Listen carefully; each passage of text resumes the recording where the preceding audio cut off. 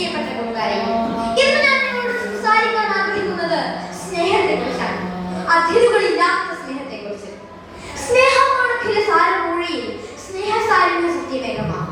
കുമാരനാശാന്റെ നളിനിയിലെ പ്രശസ്തമായ വരികളാണിവ.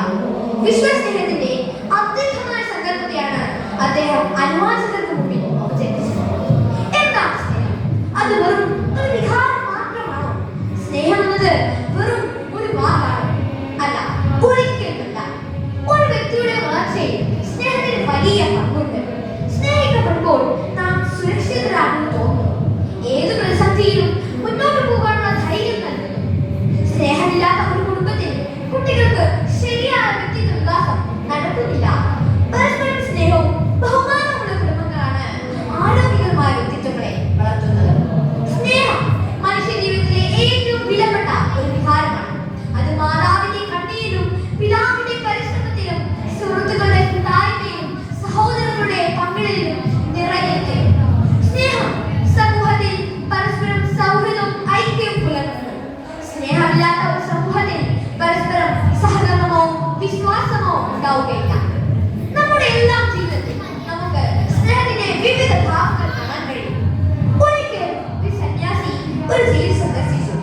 അവിടെ ഉണ്ടായിരുന്ന ജയിൽപ്പുള്ളികളുമായി അദ്ദേഹം സൗഹൃദം പങ്കുവച്ചു.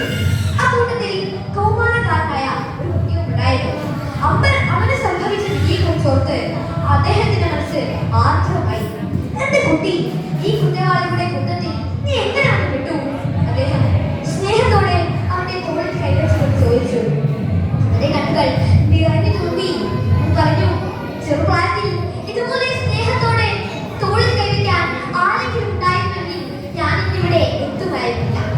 അതെ, ജീവിതത്തിൽ സ്നേഹത്തോടെ തലോടാനും ആരുണ്ടാവുക എന്നത് മഹാഭാഗ്യമാണ്. പക്ഷേ സ്നേഹത്തിന്റെ അഭാവത്തിൽ എന്താണ് സംഭവിക്കുന്നത്? അതിന് ഏറ്റവും വലിയ ഉദാഹരണമാണ് ഇപ്പോൾ നടയുന്നത്. അവിടെ സ്നേഹത്തിന് പകരം വെറുപ്പും വിദ്വേഷവുമായിരുന്നു നിലനിന്നിരുന്നത്. ഒരു ജനതയെ മുഴുവൻ തുടച്ചു നീക്കാൻ ശ്രമിക്കുന്ന അവസ്ഥ. നിരപരാധികളായ കുട്ടികളും സ്ത്രീകളും വൃദ്ധരും കൊല്ലപ്പെടുന്നു. നിരവധി വീടുകൾ തകർക്കപ്പെടുന്നു. സ്നേഹത്തിന് പകരം വെറുപ്പ് വന്നപ്പോൾ ഒരു ജനതയുടെ സ്വപ്നങ്ങളും പ്രതീക്ഷകളുമാണ് ഇല്ലാതാവുന്നത്. അങ്ങനെ മനുഷ്യന്റെ മനസ്സിലെ സ്നേഹമില്ലാതാകുമ്പോൾ അവിടെ യുദ്ധങ്ങളും ദുരിതങ്ങളും ഭീകരതയും മാത്രമാണ് അവശേഷിക്കുന്നത്. ഈ വിഷയത്തെ കുറിച്ച് ഞാൻ സംസാരിക്കുമ്പോൾ സ്നേഹത്തിന്റെയും കരുണയുടെയും ഉദാത്തമാക്കുകയായ മുഹമ്മദ് നബി മുസ്തഫ സ്വല്ലല്ലാഹു അലൈഹി വസല്ലമയുടെ ജീവിതത്തിലെ ഒരു സംഭവം ഞാൻ ഓർക്കുന്നു. മക്കയിൽ നബിയെയും അനുയായികളെയും പലരും ശത്രുതാ മനോഭാവത്തോടെയായിരുന്നു കണ്ടിരുന്നത്. അക്കൂട്ടത്തിൽ എല്ലാ ദിവസവും നബിയുടെ പഴയ ചപ്പും ചവറും കൊണ്ടിട്ടിരുന്ന ഒരു വ്യക്തി ഉണ്ടായിരുന്നു. ഒരിക്കൽ ചവറുകൾ കാണാതിരുന്നപ്പോൾ നബി ആ വ്യക്തിക്ക് എന്തെങ്കിലും സംഭവിച്ചോ എന്നറിയാൻ അവരുടെ വീട്ടിൽ പോയി. ആ വ്യക്തി അസുഖബാധിതനായിരുന്നു. നബി അവരെ ശുശ്രൂഷിക്കുകയും ആവശ്യമായ ഭക്ഷണം പാകം ചെയ്തു കൊടുക്കുകയും ചെയ്തു. ഈ സ്നേഹവും കരുണയും കണ്ട അദ്ദേഹം താൻ ചെയ്ത തെറ്റുകൾക്ക് മാപ്പ് പറഞ്ഞ് ഇസ്ലാം മതം സ്വീകരിച്ചു. തന്റെ ശത്രുവിനോട് പോലും സ്നേഹം പുലർത്തിയ നബി നമുക്ക് വലിയ പാഠമാണ്. സ്നേഹമില്ലാത്ത മനുഷ്യ ജീവിതത്തിന് അർത്ഥമില്ല. ചരിത്രം നമ്മോട് പറയുന്നത് സ്നേഹവും സൗഹൃദവും ആയുധങ്ങളെക്കാൾ ശക്തമാണെന്നാണ്. മഹാത്മാഗാന്ധിയെ പോലുള്ളവർ വെറുപ്പിനെയും വൈരാഗ്യത്തെയും സ്നേഹത്താലും അഹിംസയാലും തോൽപ്പിച്ചു. സ്നേഹം ചെറുതായെങ്കിലും തുടങ്ങുന്നത് നമ്മുടെ വീട്ടിൽ നിന്നാണ്.